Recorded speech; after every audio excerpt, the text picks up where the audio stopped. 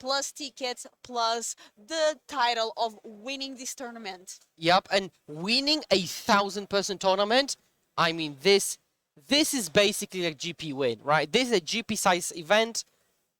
Top 8ing it goes onto your resume, of course, but winning it, I mean, this is like a dream. And we here already have here our players. And actually, I think that in the top 4, we've got 12 copies of Fable of the Mirror Breaker. Because player on the left, Respect the Cat, plays 4, Creativity plays 4, and there is another Creativity that plays 4. So we've got, we've got way more Fables than Ragavan. So chat, if you hate Ragavan, that's fine. There isn't, I think there is no Ragavan in the top 8 at all, and very few in the top 16. And let us know, Twitch chat, who are you rooting for? 5-color elementals or 5-color creativity? And also, let us know what do you think of this top 8? Anyone you're rooting for? Maybe somebody that is not here on camera. Oh, and that Ren and 6 entering, getting that fetch back. We have a Leyline Binding immediately played by Marcus here, exiling that Ren. I think there is one very specific type of dynamic that I'm going to see here, and that's Leyline Binding on a Leyline Binding. We talked about it multiple times this weekend, and that's because the prevalence of 5-color decks, I mean, they're prolific, they're everywhere. And because of that, Boseiju on Binding, Binding on Binding, or Teferi bouncing it, it's a classic play pattern, so at any point we could see that Binding get bound and Ren get unlocked. And let us know, Twitch chat, what are you thinking of this stream? Are you enjoying it? Are you really excited for Modern to have so many players here this weekend? I definitely got super excited when I saw over 1,000 people signing up for this tournament. Yeah, and if we see a Karuga deck taking it down, I mean, Twitter will just blow up. Like, people will say, well, so maybe Jegantha isn't that bad after all. Let's ban Karuga. So here we have Ren and 6 back. And winner passing the turn. Right, so we've got a classic Planeswalker. Oh, that is such a good play. Oh, that is such a good play. Respect the Cat. I really like it. So what happened there is the Teferi minus to bounce your own Binding. You release the Ren from underneath, and then the legendary rule kicks in, and Fabian has to decide which one to keep. So effectively, Marcus reset the Binding, but got rid of the Ren. That was good. Such a good play by Marcus. Legendary rule, making that Leyline Binding is already amazing, just got even better. Yep. And sometimes when when you're on coverage, you like tunnel vision on a specific game plan, you sometimes you oversee those small things, and nice. Okay, so basically Marcus converted beautifully to Fabian having no Rens at the end of that chain. So if you were not watching the stream, the quiz was like a Leyline Binding just exiled a Ren and 2 Ren and 6. How did that happen? The same Leyline Binding exiling 2 Ren and 6. Yep. This shows you that Marcus is no slouch. 14-1 after Swiss, and yeah, full focus, making the best plays. Very, very tight play immediately right off the bat for Respect the Cat. And I guess Ice here tapping a land. So what happened is, okay, so for the people who are just tuning in, what happened is there was a Ren and 6 on the battlefield and a different Ren under Leyline Binding. And Marcus, okay, whoa, nice. And so Marcus bounced his own Leyline Binding to release the Ren from under the Binding. Then there were 2 Rens on the battlefield. One of them had to be sacked to Legendary Rule, and then Marcus then replayed that Binding to get rid of the second Ren. But now a Binding, binded that Binding, releasing Ren. And we have Omnar being played, card drawn, land for the turn, gaining 4 life. So now Marcus is going to have access to 5 mana, 4 from Omnath and one from the fetch, which grabbed a plains. Elish Norn here. What do you think of this card? Yeah, Elish Known is a relatively fresh addition to Modern because it was released in Phyrexia All Will Be One, and it doesn't see much play, but it's a one of that you see from time to time in those kind of 5 color, Eldamri's Call decks. And so here it is on the screen, 5 mana for a 4/7 Vigilance. If a permanent entering the battlefield causes a trigger ability you control, it triggers an additional time, so upon Harmonicon. And the other line of text is permanents entering the battlefield don't cause abilities of your opponent's control to trigger. So basically, your Archons, they don't trigger. Leyline Binding doesn't trigger. My own Binding triggers twice. That card is actually really good against creativity. Yeah, so what you could do is you can target both the Elish Known and your own token with creativity, but it requires you to have more mana and a bit of a different setup. So you could try to set it up, but... So now if a Karuga enters the battlefield, Marcus will draw twice. So he draws 2 and then 2 again. And also actually 3 because of Leyline Binding. That is actually insane, and a lot of value here by Marcus. Oh no, the binding belongs to Fabian. Okay, we're good. Okay, I saw. Yeah, this game is wild already. Ren is now gone.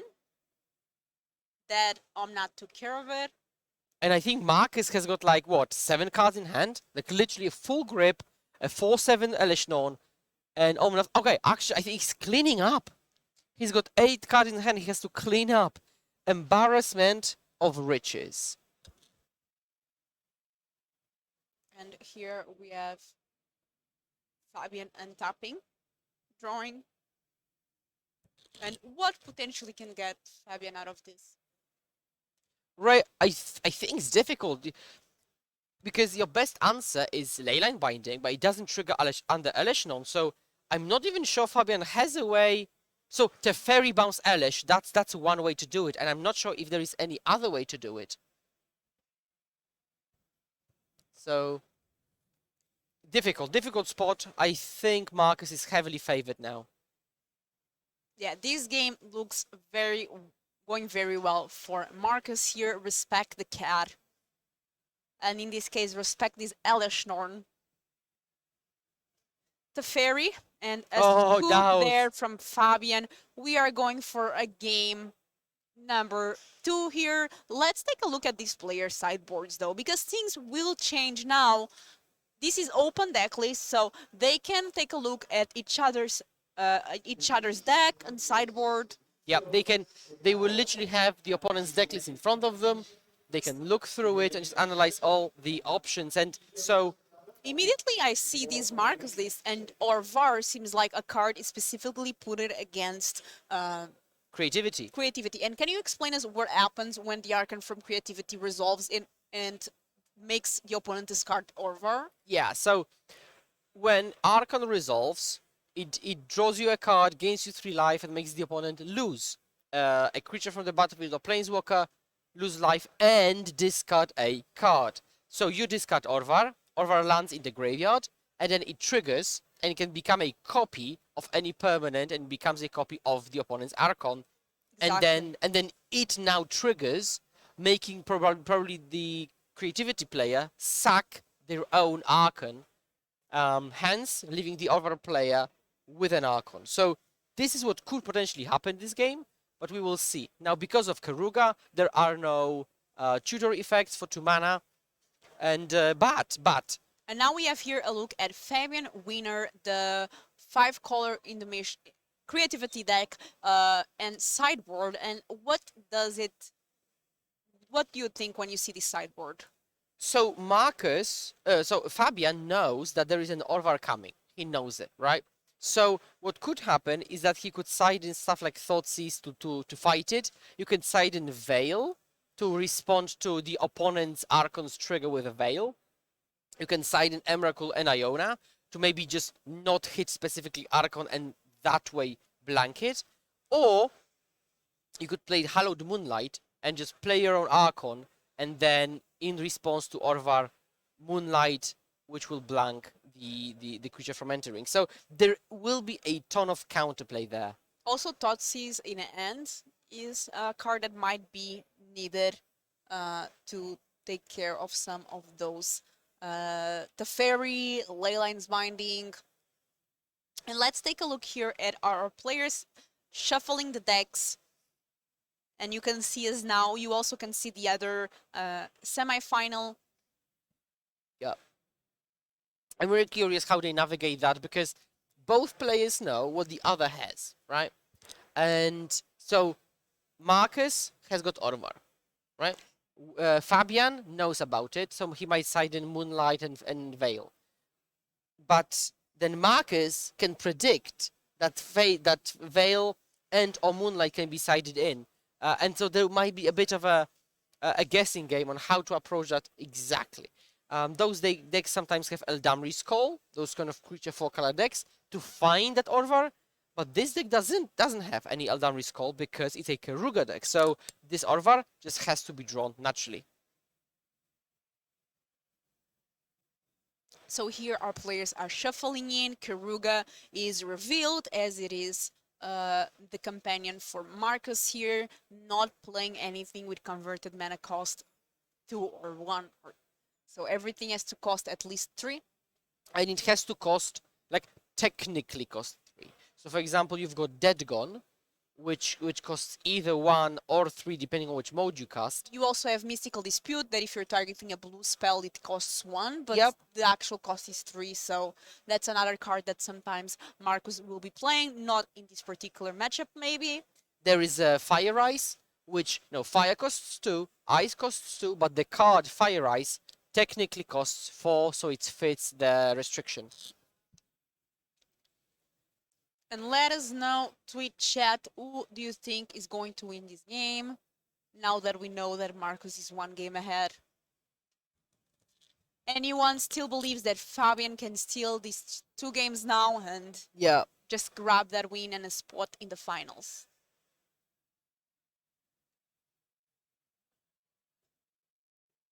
So now the opponents, the players deciding what to keep, what to mull.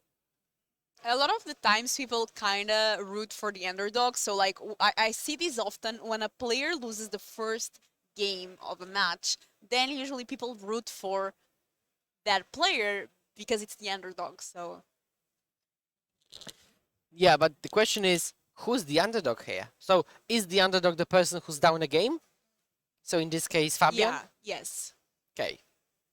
So we've got Fabian with Dress Down, or Dress Down is another card that you can play against the opposing Orvar. And actually, I don't think I've seen this tech, so this is pretty smart. And I think we see Archon in hand, Creativity in hand, Dress Down in hand. And I think Modern is in such a sweet spot right now. We saw so many different decks. The deck with the most percentage being played in day 1 was 10% of the field. Yep. Which is actually seems like a very LT meta game right now. Yeah, like everybody expected Murktide, and Murktide was 10%. So it was 100 decks, so it sounds like a lot. But And if none top 8. exactly, and there was 1,000 people they won, over 1,000. So then 100 Murktide players doesn't look as scary. We definitely had times where the meta breakdown was very different. I remember when Uro was a thing. Oh, yeah, I mean, I did enjoy those And times. Oko, Uro. Okay, I didn't enjoy Oko. I didn't enjoy Uro as much as I enjoyed Mystic Sanctuary. But that's a different conversation. Sanctuary died for Uro's sins. But again, different conversation. And here we have our players already starting game number 2. As we know, both these decks run triumphs, which means that usually there is no first or second drop, especially in Marco's side, because we know there's Keruga, which means that every permanent costs at least 3. And spell. Yeah, so now we see, I think it's a Ketra Triumph plus Sacred Foundry for Fabian, and a Rogrin Triumph for Marcus. We see Ice on a land to prevent a Fable of the Mirror Breaker or Teferi from resolving. Yeah, and we've seen Ice being played quite a bit by Marcus. What do you think of Fire and Ice? Yeah, so it's actually good that you said and the ice, because I think the ice part is what makes it so playable, because a lot of decks in Modern right now are all about the third turn, because on the third turn you play Cascade into Rhinos, or on the third turn you play Cascade into Living End, or on the third turn you play Teferi, or on the third turn you play Fable.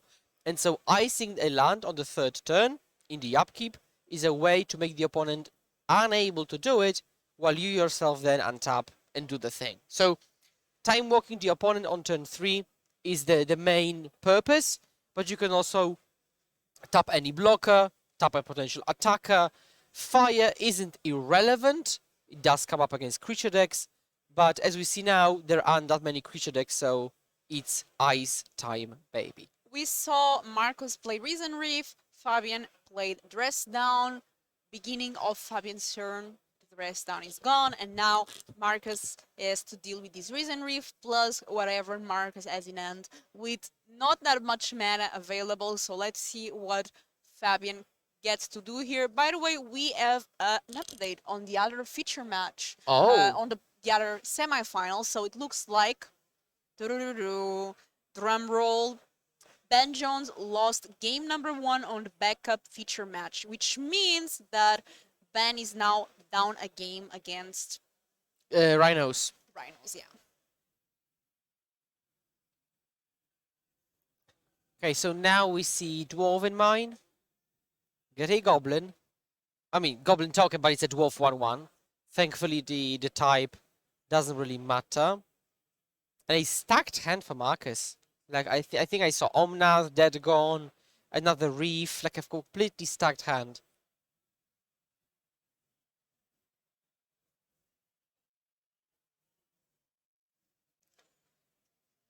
It's going to be a very interesting game here.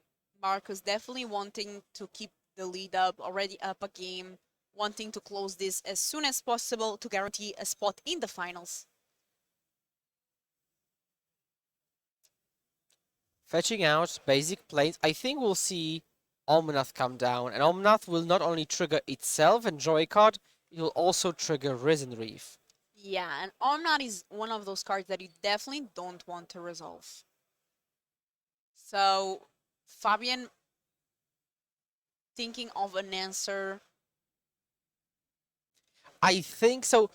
You have to think about the whole situation, right? Because why would Marcus just tap out like that? And I think the reason is that he might have Orvar in hand and he's not afraid of a potential creativity. Because otherwise I wouldn't really expect Marcus to tap out like that. And we have here Leyline binding the Omnath. So the issue with Leyline binding is a great card. Don't get me wrong, but the triggers already happened, right? The Reason Reef trigger already happened. It's not like a counter. Exactly. So the permanent already entered the battlefield. So if Fabian plays another Dwarven Mine, he could creativity for 2. But I think he drew 2 Archons, so that's tricky. A Renin 6? Oh, look how cute that dwarf is. Yeah. So Renin 6 is really good against Reason Reef because you can minus Ren, deal 1 damage, and the Reason Reef is gone. And now that 3 mana creature doesn't seem so scary anymore in that graveyard. I'm curious if winner Fabian has got creativity but opted out of it because of an Orvar, which was kind of shown there. Oh, we've got a powerful play here. Wow, Teferi, Bouncy Binding. We've talked about it time and time again this weekend. Leyline Binding is arguably the best removal spell in the format, but it's very vulnerable to counter interaction. Definitely, and we see that here over and over again. But it also allows you for cool interactions like we saw last game, where Marcus was able to take advantage of the legendary rule return the binding that was on a Ren when there was another Ren on the battlefield, making that Fabian had to choose one of the Rens. This is devastating. We've got Teferi, we've got Omnath, we've got Hardcast Fury. I mean, I think we are approaching scoop them up territory. That was absolutely vicious. We see Thoughtseize on Fabian Zand, and that is just not going to make it at this point.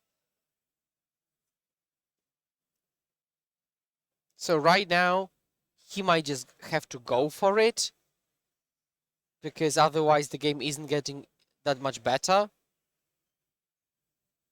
Also, with so much mana of Omnath, I could really expect next turn to just take Keruga to hand, play it, draw like 3 cards.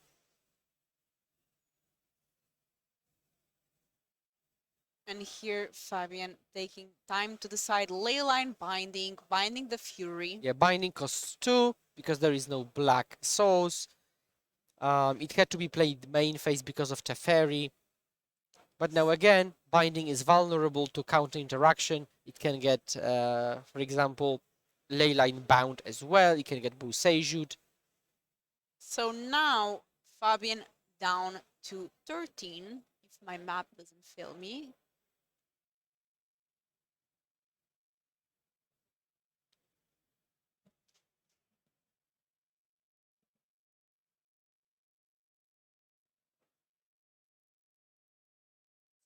Okay, I can see mana being tapped. We've got just a Fury as a creature. Just like 3/3 double striker, you know, to engage in combat.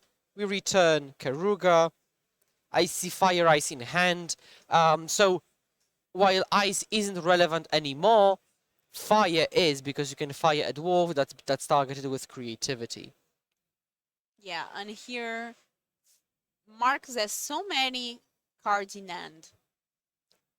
Yeah. And that Teferi just making sure Fabian doesn't have interaction, making it much more difficult for a comeback.